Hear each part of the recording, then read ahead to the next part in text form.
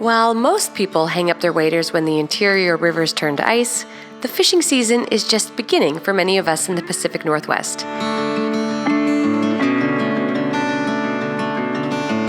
As you may well know, many anglers have waited all year to pull their fishing gear out of storage. Winter steelhead fishermen and women are some of the most passionate anglers out there, keeping on through snowy days, icy guides, wet underlayers, cold thermoses, and frozen reels. We're a dedicated bunch. However, all too often, I see fishermen make some critical mistakes when transitioning from summer run to winter run steelhead fishing.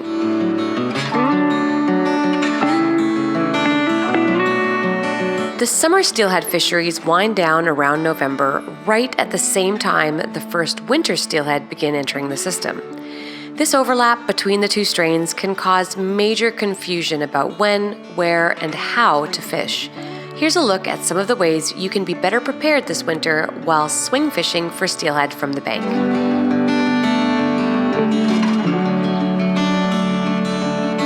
The first step to becoming a better angler for any species is by developing a thorough understanding of the specific fish you're targeting. While summer and winter steelhead are the same species, there are some major biological differences between the two strains. You'd be right if you guessed that winter steelhead enter the freshwater in the winter months and summer run steelhead enter mostly in the summer, but there are other distinctions that translate directly into how we fish for them, which I'll cover here later. Beginning as early as November and continuing through May, winter run fish enter the system at a relatively developed stage of maturation. Their bellies are robust, their time scarce, and their attention concentrated. Upon entering freshwater and undergoing the transition from saltwater to freshwater, winter run fish have a limited time to spawn before the reproductive systems are ripe with sperm and eggs. Conversely, summer run fish begin to venture into freshwater as early as April, entering in abundance through the warmer months before beginning to trickle off by about November. Simply put, winter fish come into the river in a sexually mature state, meaning they're ripe with eggs and sperm by the time they migrate from the ocean to the river. This maturity plays a role in their migration timing as it forces them to dominate tributaries within 100 miles or so from the ocean. They just don't have the time to venture any further upstream. Cold water and their advanced reproductive state decrease their metabolism, making slow pools and deep troughs their choice of holding water. Winter runs need to conserve energy, and they do so by choosing water that will require as little energy expenditure as possible. The water that winter steelhead prefer to hold in plays a substantial role in fly choice. To tempt steelhead in deep, slow-moving water, you need flies with weight and action, but it can be tricky to give a fly much movement in these conditions. This makes fly materials an important consideration. Natural materials like rabbit, marabou, ostrich, and rhea all come to life in the water regardless of current speed.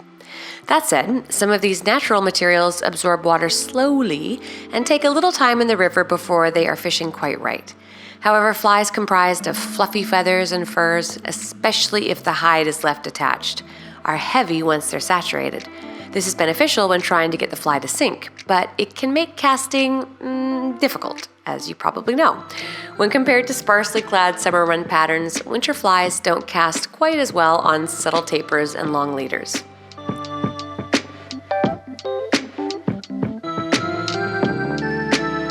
For years, it was thought that only aggressive summer fish would readily take a fly. It wasn't until the late 20th century that people believed winter steelhead could be caught that way as well. This misconception was largely in part to the gear being used at that time.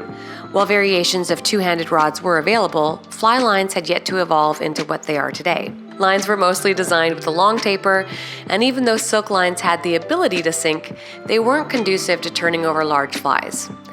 The introduction of compact shooting heads and interchangeable sink tips gave anglers a major advantage, as now they could actually present the fly to the fish. These days, the most popular shooting head is the Skagit style. Specifically developed for winter steelhead in Washington's deep, fast Skagit River, the Skagit head's condensed weight distribution transfers energy down the sink tip and leader, easily turning over a large profile fly. This short, easy-to-cast head was revolutionary for winter steelheaders. It's important to note that Skagit lines are designed to be cast with sink tips.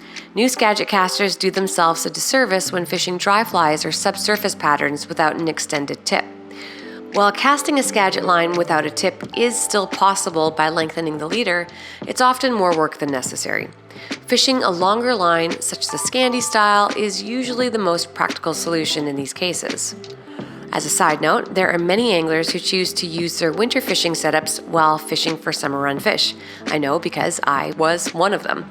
Apart from being clunky and noisy in low water conditions, they can also be counterproductive when trying to catch fish that are near the surface. Because the Skagit line is usually fished with a tip, I often see people fishing underneath the fish. There are exceptions, of course. Bright sun and heavy pressure can push salmon and steelhead deeper in the water column, but typically Skagit lines and sink tips are best suited to winter fisheries. It is always interesting to hear different steelhead guides' viewpoints on whether to cast directly across the river, slightly upstream, or on a downstream angle. The truth is that this subject is far too situational to really try and standardize. As a general rule, casting directly across from yourself means that the fly will swing through the current slower than if it were cast on a downstream angle. Remember, the key with winter steelhead is to leave the fly in the water for as long as possible to give the fish as much time as possible to take. There are a multitude of ways to get the fly to do this, from mending to stepping strategically. Every presentation will vary depending on structure, current, depth, water clarity, pressure, and more. When you rid yourself of the habit of mindlessly fishing the same way every time, you'll notice a difference in your catch rate. It's important to note that coastal rivers often have hatcheries. A hatchery fish typically has its adipose fin removed as a juvenile. These fish are marked because they are put into the system for anglers to specifically kill and eat.